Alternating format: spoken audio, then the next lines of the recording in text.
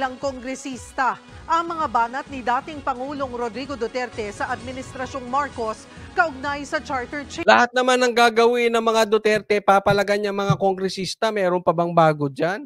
Oh. Pinuna rin nila ang pagdalo ni Vice President Sara Duterte sa prayer rally. Nasa frontline ng balitang yan, si Marian Enriquez. Basta panahon ng Marcos, napakialaman talaga yung konstitusyon. Huwag kayong pumayag na ganon. Kababuyan yan. Muling iginiit ni dating Pangulong Rodrigo Duterte ang kanyang pagtutol sa pagbabago ng konstitusyon o charter change sa isang prayer rally sa Maynila kagabi. Pero kahit sabihin daw ng mga kongresista na economic provisions lang ang kanilang gagalawin, hindi raw malabong pati term limits ng mga politiko ay pakialaman nila. Gusto pahabain. Sila lang naman yan yung gustong pahabain ang termino nila. Wag ninyong pumayag na mangyari. Ang mga banat na yan ng dating Pangulo, pinalagan ng House leaders. It's very clear, it's in black and white that we're only dealing specifically with the economic provisions. We have never discussed a single thing about anything na political, extension of terms. Sinabi po natin ang political chacha. Yan po sinasabi nila dito, no? Hindi naman daw patungkol sa politika lang papalitan sa chacha, kung hindi economic. Alam nyo po, you cannot blame the people. You know why? Marami siguro sa mga tao hindi po naniniwala na sa kongresista, lalong-lalo na po kay speaker. Kasi po, matagal na pong issue yan, chacha na yan, tahimik naman kayo eh. All of a sudden, biglang concerned kayo sa chacha. Kung concerned kayo sa chacha, dapat di ba dati pa? Medyo kaduda-duda. Una, sinimulan nyo ng mali. Nahuli kayo ni Aimee. Nagbabayad kayo sa PI. Okay? May inaabot. Yung pagpapapirma, una, mali. Bigla kayo naging concerned. Dati hindi naman kayo concerned. Siyempre, may issue dito si speaker. So, can you blame the people? Hindi po. Even the former president, even PRRD, you cannot blame him. Na wala silang tiwala sa inyo na talagang ang gagalawin nyo dyan ay economic lang.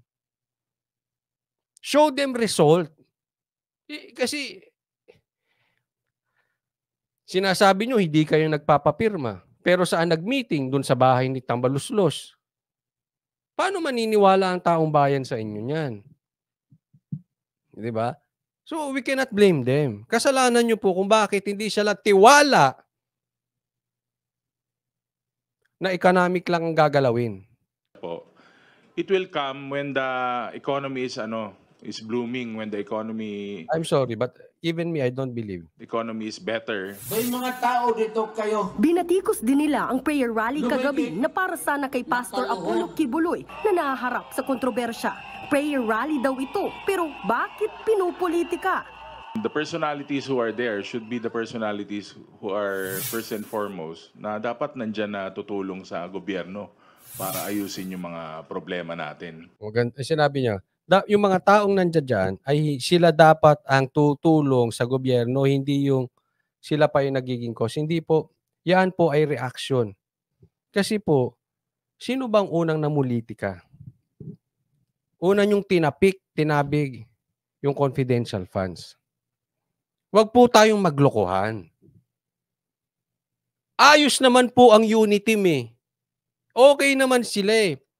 Sino ba ang sumira? Siguro, sir, masagot nyo, sino ba ang sumira sa Uniteam? Sinimulan si Sara eh. Normal magre-react. Ngayon, sinisilip ang SMNI na kung saan nandoon si Tatay Digong, imposible namang hindi mag-react ang taong bayan. Tapos sasabihin nyo, dapat silang nag-aayos ng unity. Hindi. Nagre-react eh. Ang unang nag-aayos ng unity dapat ay si Marcos at si Tambaluslos. Anong ginagawa? Binakbakan si Sara ng confidential funds, tahimik kayo? Hello? Naglolokohan ba tayo? Hindi yung dadagdagan pa yung mga political tension. Nagkasasama rin daw sa ekonomiya ng bansa at mga sanay investors ang patuloy na paninira ni Digong sa kasalukuyang administrasyon. Hindi naman daw alam ng mga kongresista ano ang pakay ni Vice President Sara Duterte. Hindi ko maintindihan tong mga ito.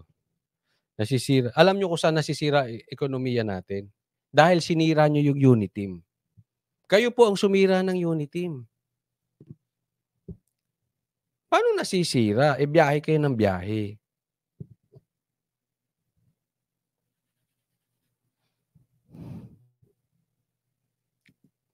Sa pagdalo bilang crowd sa nasabing prayer rally.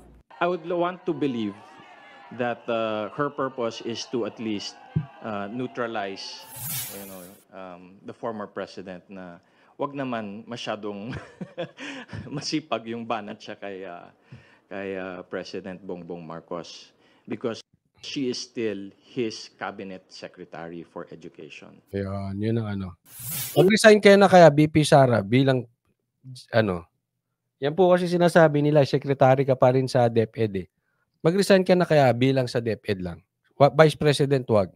Sa DepEd lang. Yan po inaantay namin. Ako gusto ko mag-resign si Sara sa DepEd. Para ipakita mo, hindi na kami sunod-sunuran.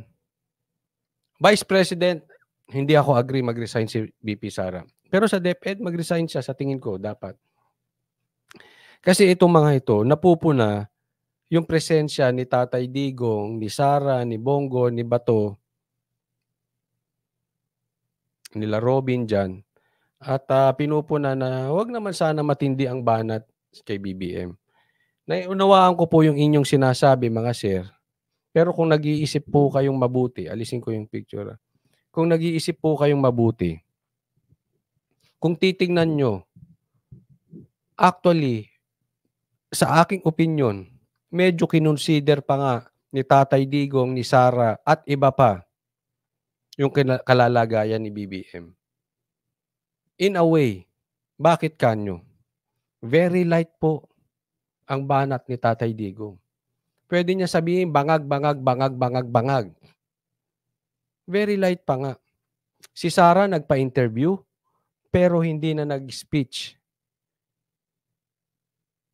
Sila Bato, sila Robin, si Bongo, anong sinabi nila? Kaibigan lang si Pastor Kibuloy at mali yung ginagawa kay Pastor Kibuloy. If you will think really about it and you will really be honest with your opinions and your analysis, sa katunayan, para sa akin, very light pa nga yan.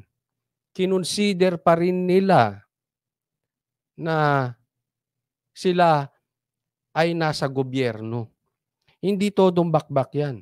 Kasi kung talagang bakbak yan, alam nyo kung gaano kaanghang magsalita si Tatay Digong. Alam nyo ugali din ni BP Sara. Okay? So sana, instead na bumatikos kayong mga kongresista dyan, inisip ninyo. Sana ang nagsasalita niyan speaker. Asan si Tambaluslos? Siya speaker of the house, kayo salita ng salita. Dapat siya ang nagsasalita. Pero sa totoo, napakaswerte nyo pa nga. Siguro, kinukonsider pa rin yung, I don't know kung ang kinukonsider nila, sila ay nasa gobyerno or malayo pa yung July. Hindi ko alam. Hindi ko alam kung ano. Pero as I see it, awat pa ang kanilang mga bibig. Wala lang kasi yung iba dyan, gusto lang talaga makapuna. Pupuna lang at pupuna. Inaasahang sa susunod na linggo, ipapasa na ng Kamara sa ikatlo at huling pagbasa ang Resolution of both Houses number 7 o ang Economic Chacha bago mag-Holy Week break ang Kongreso. Umaasa pa rin ang liderato ng Kamara na maipapasa pa rin ng Senado ang kanilang bersyon o RBH 6 kahit pa may ilang mga senador nang nagpahayag ng pagtutol dito. Nagbabalita mula sa Frontline, Marian Enriquez, News 5. Itutuloy pa rin nila? Grabe, no? Itutuloy pa rin nila. Talagang desidido sila. Kaya nga, isa yan sa mga nakikita ko na parang, ano ba yan? Ano ba naman kayo? Obvious na obvious eh.